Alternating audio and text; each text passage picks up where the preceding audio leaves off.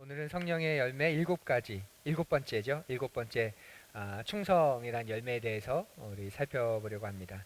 사랑, 희락, 화평, 자비, 양성, 또 온유, 그리고 오늘 이제 충성에 대해서 오래 참은 자비, 양선, 그리고 오늘 충성에 대해서 이제 묵상하려고 하는데요.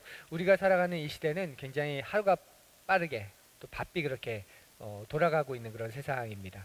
굉장히 빠르게 변하고 있기 때문에 뭔가를 맞춘다는 게 되게 어렵고, 맞추는 게 어려우니까 유지할 필요가 없는 것들이 점점 많아지게 되죠. 곧 있으면 바뀔 텐데, 또 곧 있으면 세상이 달라질 텐데 뭘 그렇게까지 굳이 애쓸까, 이제 그런 우리도 모르게 그런 마음들이 있는 그런 시대입니다. 들어가면서 우리가 한번 생각해 보면 좋겠는데요. 기업이 있습니다. 기업이 새로운 고객을 유치하는 것하고, 지금 고객이 아닌데 우리 상품을 쓰는 사람이 아닌데 이 사람에게 이것을 쓰게 하는 것하고, 또 기존의 그 상품을 쓰고 있는 사람을 계속 쓰도록 하는 것하고, 어느 것이 더 비용적인 면에서 도움이 될까요? 비용적인 면에서. 예. 유치시키는 게 훨씬 더 유지하겠죠. 뭐 이건 그게 심각하게 생각하지 않아도 됩니다. 빵집이 있습니다. 뭐 파리바게트나 뚜레쥬르나 그런 빵집이 있는데, 체인점이 있는데, 그 빵을 먹지 않는 사람들에게 이제 그 빵을 사 먹도록 하기 위해서 비용을 들인다고 해보십시오. 이벤트를 열 겁니다. 제일 쉬운 게 도우미들을 데리고 와서 막 노래와 춤을 하면서 유지하거나, 아니면 시식회를 열거나, 아니면 대규모 광고를 하거나, 이제 그렇게 하는데, 기존의 파리바게를 사용하는 사람들한테는 어떻게 하면 될까요? 문자 한 통만 보내면 되죠. 신제품 나왔습니다. 오시면 시식할 수 있습니다. 그러니까 문자 한 통 주면 가서 이런 게 나왔네, 계속 먹어야지. 하지만 그 고객이 아닌 사람들을 끌어들이는 데는 굉장히 큰 비용이 이제 들어가게 되죠. 그게 이제 충성의 힘인데요. 신앙도 이와 같습니다. 신앙도.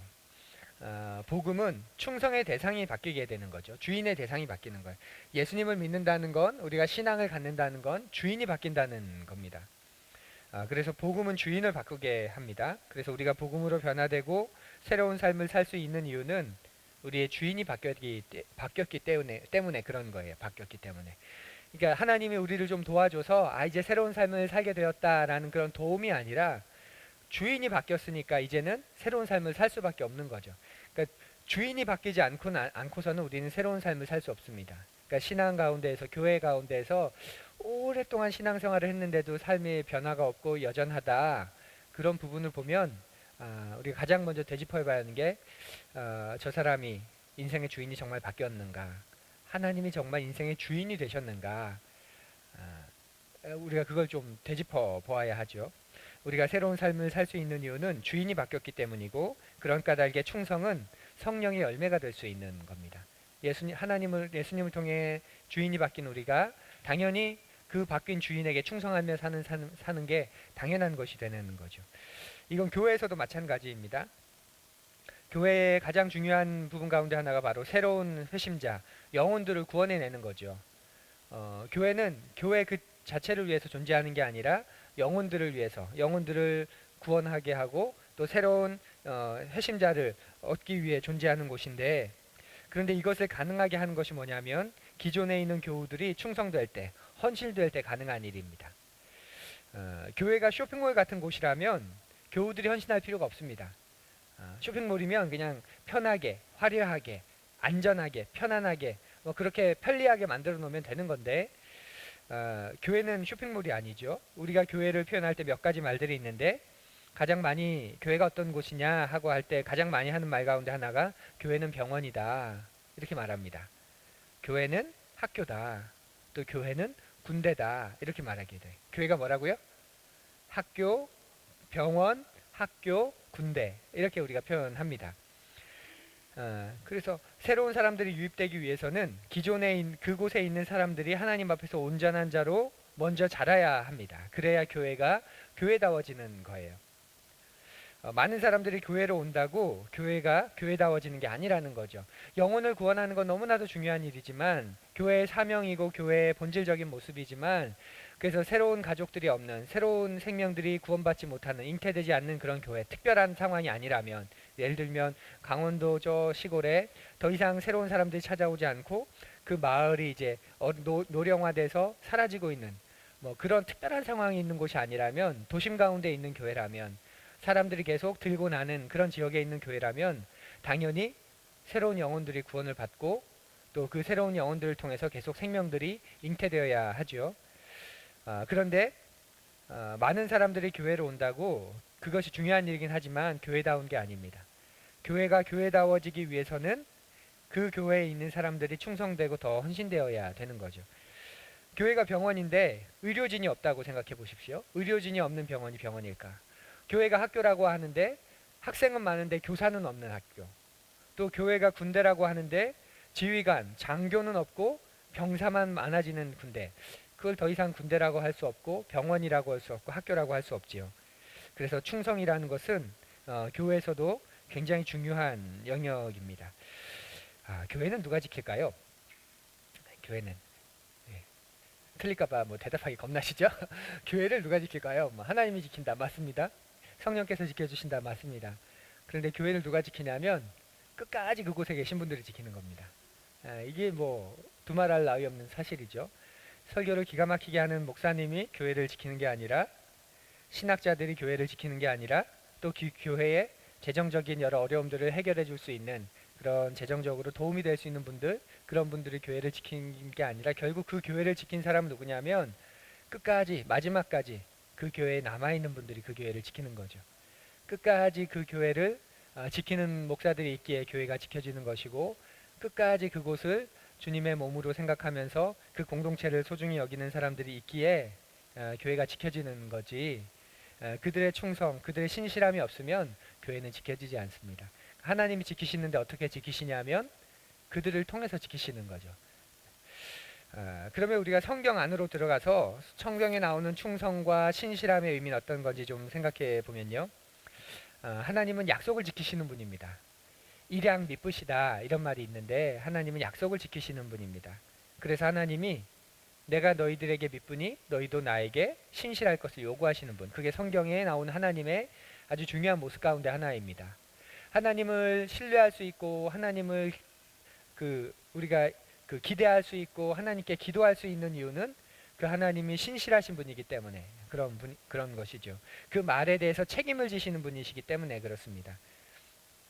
그런 하나님이 이스라엘을 만나셨고 이제 이스라엘의 하나님이 되기로 세상에 약속하셨죠.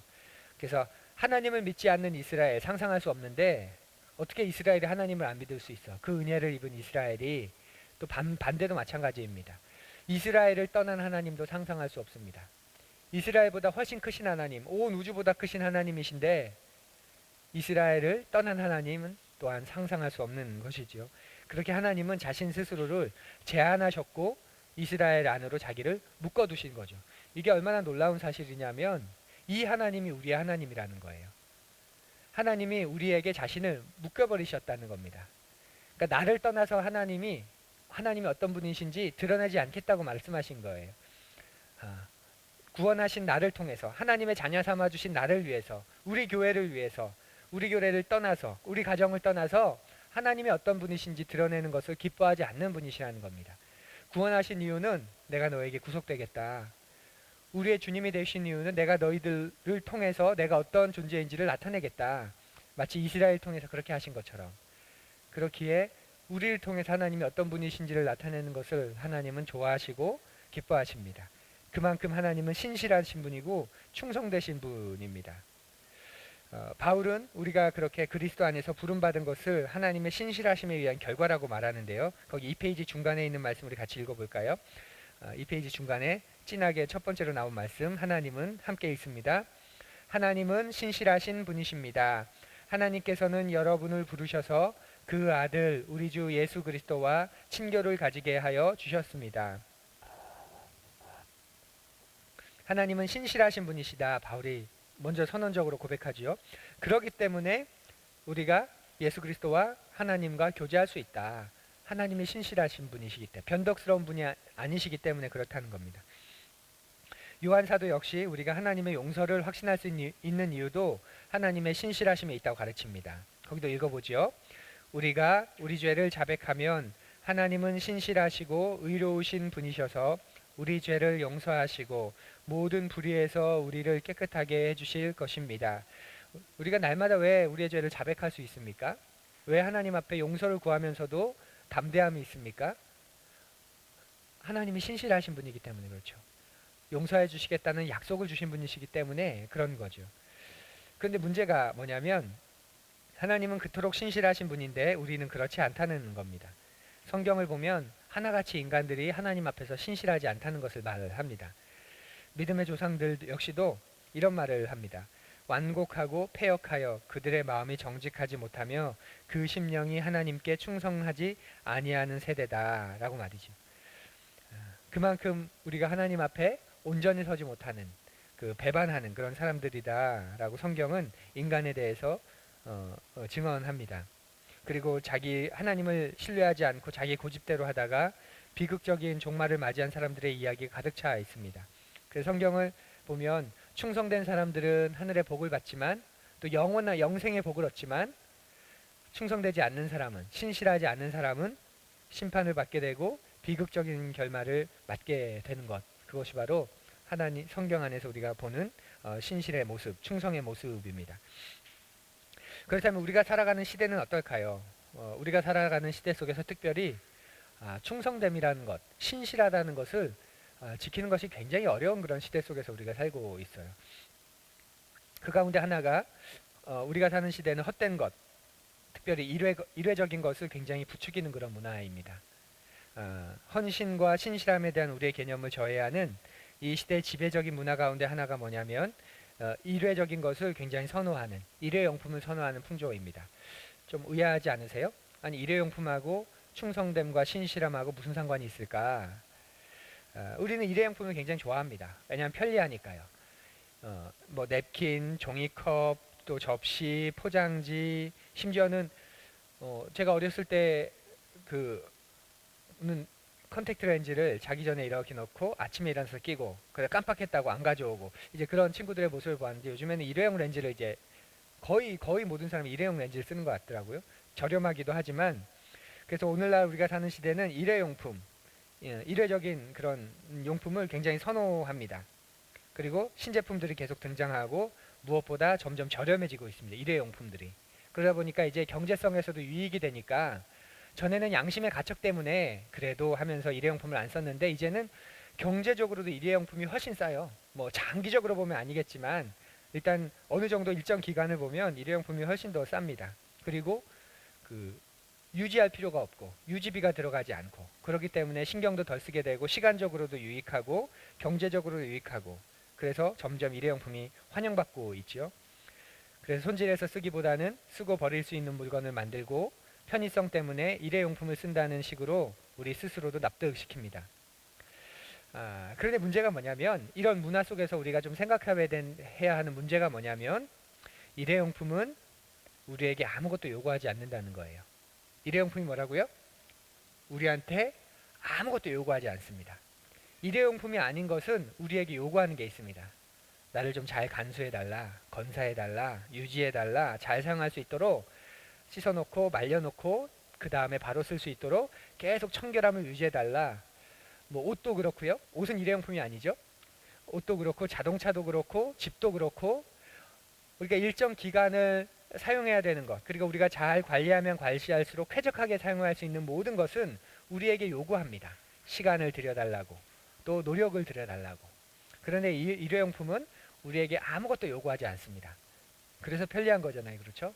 쓰고 버리면 끝입니다. 보존할 필요도 없고 보관할 필요도 없고 장기적으로 뭐 생각할 필요도 없습니다. 그냥 잘 쓰고 버리면 되는 거죠.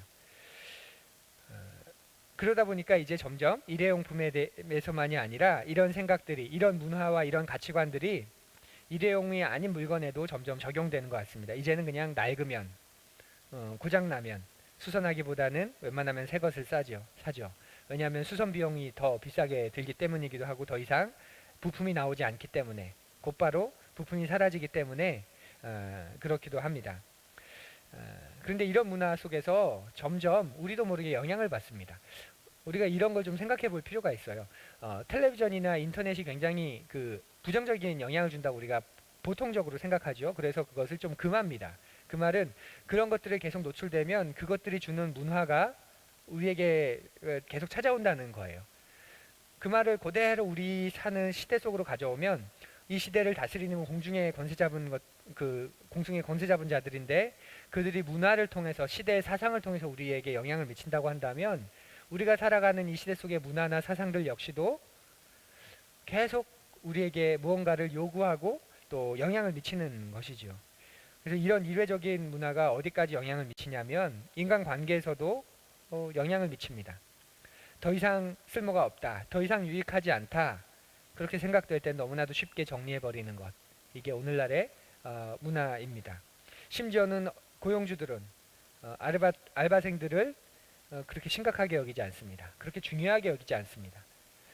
그냥 또 뽑으면 되는, 그냥 말 안 들으면 그냥 물건처럼, 아이 뭐 알바생들 이렇게 그런 하나의 물건으로 표시하면서 그냥 더 이상 관계할 필요가 없는 그런 사람들로 물건으로 여기게 되죠.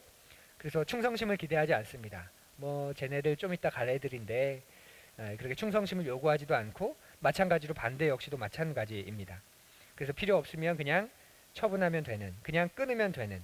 그리고 대표적인 게 이제 문자 퇴사, 내일부터 나오지 마. 전 아직도 이게 상상이 안 가는데 고용을 하고 채용을 하고 계속 같이 일을 하다가 어느 순간 내일부터 나오지 마세요. 어제까지 한 건 몇 월 며칠에 얼마 계좌로 입금하겠습니다. 그동안 고생하셨습니다. 이렇게 문자로 퇴사를 명하고 혹은 또 문자로 내일부터 나가지 않겠습니다. 사정이 있어서 그렇습니다. 어제까지 일한 건 어제까지 일한 건 계좌로 며칠까지 입금해 주십시오. 이제 문자로 그냥 주고받는 그런 시대가 돼버리는 거죠. 이게 점점 이런 것들이 계속 확장되고 있는 겁니다. 교회 역시도 이런 문화에서 자유롭지 않죠. 교회가 어려우면, 교회에서 또 어려움을 당하면 가장 쉬운 방법이 뭐죠? 다른 배로 갈아타면 됩니다. 다른 교회로 가면 되는 거예요. 이게 문자 퇴사랑 뭐 그렇게 크게 다를까요? 그러니까 교회는 주님의 몸이고, 그래서 우리는 가장 커다란 영적으로 우리가 다 하나 되는 모든 교회의 일원입니다. 그래서 교회들이 다 서로 연결되어 있어서 이 교회만이 아니라 모든 곳에서 하나님을 섬기는 것은 굉장히 중요한데, 이제 문제는 무엇이냐면 헌신하고 싶지 않아서 이제 그런 결정들을 쉽게 하는 사람들이 문제가 되는 거죠. 헌신하고 싶지 않아서 뭔가 헌신이 요구되면 또 편하게 할 수 있는 곳으로 이렇게 가는 것 역시도 이런 시대의 문화를 받은, 그러니까 일회용적인 시대 속에서 충성해야 되는 것을, 헌신해야 되는 대상이 있다는 게 얼마나 복된 것인지를 보여줘야 하는 것이 교회이고 그리스도인의 삶인데, 오히려 이제는 똑같이 아니면 먼저 더 편리하게 그렇게 살아가는 모습을 보여주는 것, 그것이 또 오늘날 신앙인들이 영향을 받은 그런 모습이기도 합니다. 어떤 상품이 불만족스러우면 더 나은 것을 찾아 나서는 것처럼, 그리고 자기 필요를 잘 채우는 것 같은 그런 느낌을 거기서 받는 것처럼, 어떤 상품에 대한 그런 기호와 똑같이 교회 역시도 그냥 내가 헌신하거나 충성되지 않고 그냥 내가 편하게 지내다가 자유롭게 지내다가 즐겁게 지내다가 또 다른 곳으로 갈 수 있는 그런 영역들이 이런 문화의 영향입니다.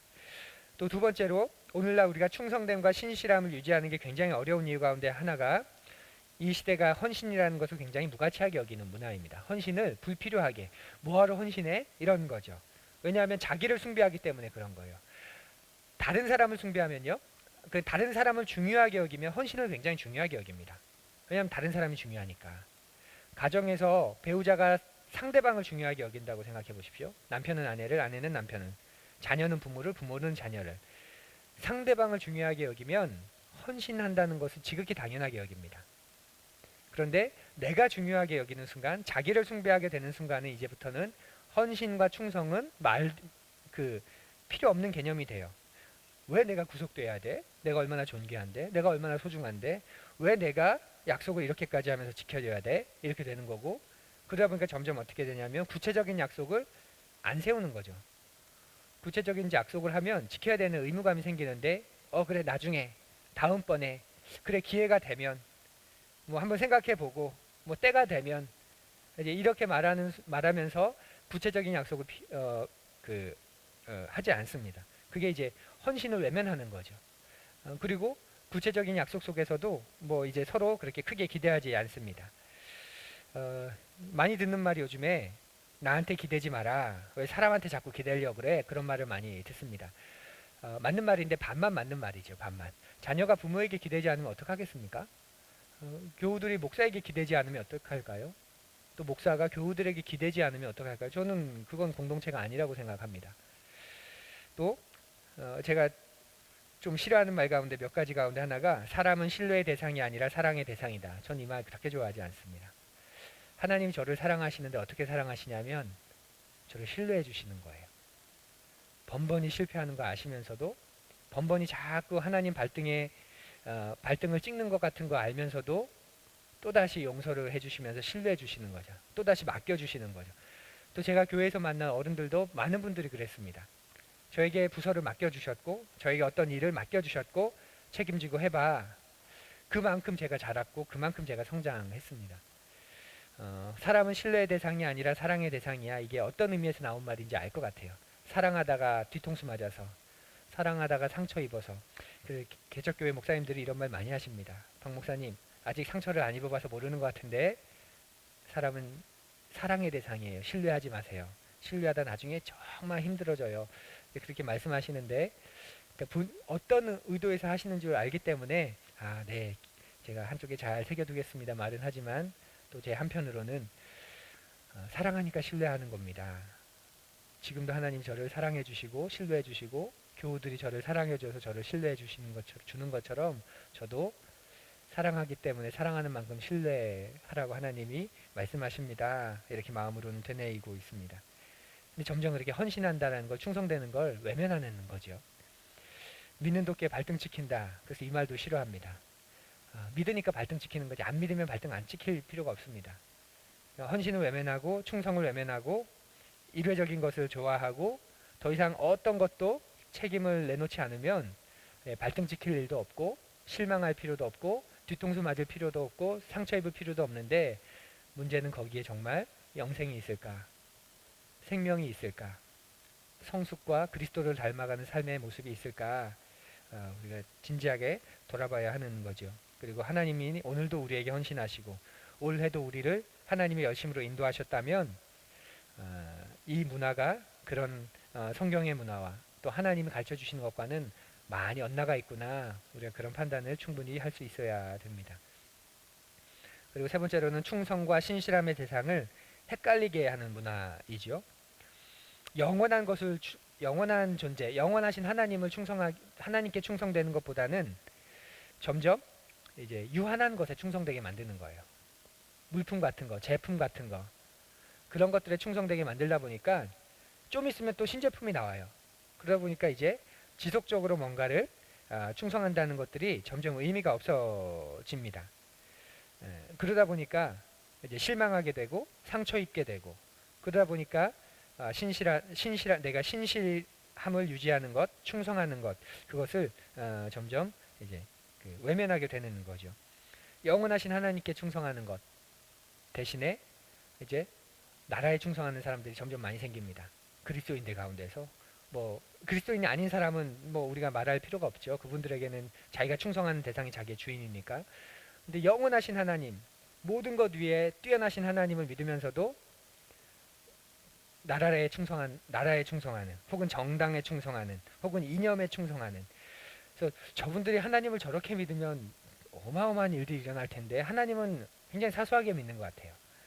그런데 자기가 믿고 있는 신념, 이념, 어떤 집단 거기에 대해서는 정말 맹목적으로 정말 목숨까지도 쉽게 내놓으면서 그렇게 충성하는 모습을 보면서 충성의 대상이 잘못돼도 한참 잘못됐다. 하나님께 그렇게 충성하고 그 하나님 허락해 주신 것들에는 좀 유연하게 충성해야 되는데 왜냐 하나님이 이것보다 더 크고 이건 하나님이 아니고 하나님보다 작은 거니까. 그런데 너무 이런 것들은 절대적으로 충성하고 교회 가서는 신앙 앞에서는 굉장히 사소하게 그리고 초라하게 그런 게 충성하는 모습을 우리가 좀 보게 되죠. 이런 문화 속에서 우리가 살아가고 있습니다. 그럼 이런 문화 속에서 우리가 어떻게 충성의 열매를 기를 수 있을까? 신실함의 열매를 기를 수 있을까? 가장 중요한 것은 예배입니다. 예배가 그리스도인의 삶의 중심에 있고 예배를 통해서 우리가 계속 새로워지는 존재들이기 때문에 예배 속에서 하나님의 임재를 만나는 만큼 우리는 계속 깊은 존재로 나아갈 수 있게 됩니다. 하나님이 우리와 함께 하신다는 약속을 허락해 주셨죠. 그래서 우리는 더 이상 하나님이 이곳에 계실까 계시지 않을까 고민할 필요가 없는 사람들입니다. 약속하셨으니까. 두세 사람이 내 이름을 모인 곳에 나도 그들 중에 있다. 대표적인 말씀이죠. 그리고 그곳에 그 누가 있건 하나님이 계신다는 말. 그래서 우리는 여기에 하나님이 계실까 계시지 않을까 고민할 필요가 없습니다. 이곳에 하나님이 계시니 우리가 신을 벗고 그리고 그 하나님 앞에서 경배하고 그 하나님을 높여드릴 때 우리 안에 참된 충성됨이 참된 신실함이 자라게 되는 것입니다. 그래서 예배를 하나님이 이 자리에 계시다. 하나님이 지금 나의 예배를 이곳에서 받고 계신다. 그 임재의식이 없으면 예배는 점점 감성적이 되고 정서적이 될 수밖에 없습니다. 그런데 임재의식이 있으면 예배를 드리고 난 후에도 우리 안에 이 안에 강한 그런 내면 그런 신앙이 생기게 되지요. 또 두 번째로 충성됨과 신실함을 지키기 위해서 약속을 하고 약속을 지키는 그런 삶을 살아가야 하는 것 그것이 또 중요한 모습입니다. 하나님이 우리에게 약속을 하시는 분입니다. 그리고 그 약속을 지키시는 분입니다. 그래서 우리도 그 하나님 앞에 약속을 하고 그 약속을 지키고 그리고 우리도 사람들과의 사이 속에서 약속을 하고 약속을 지키고 그러면서 그 책임이라는 것을 우리가 느끼고 또 그것을 계속 개발시켜 나가야 됩니다.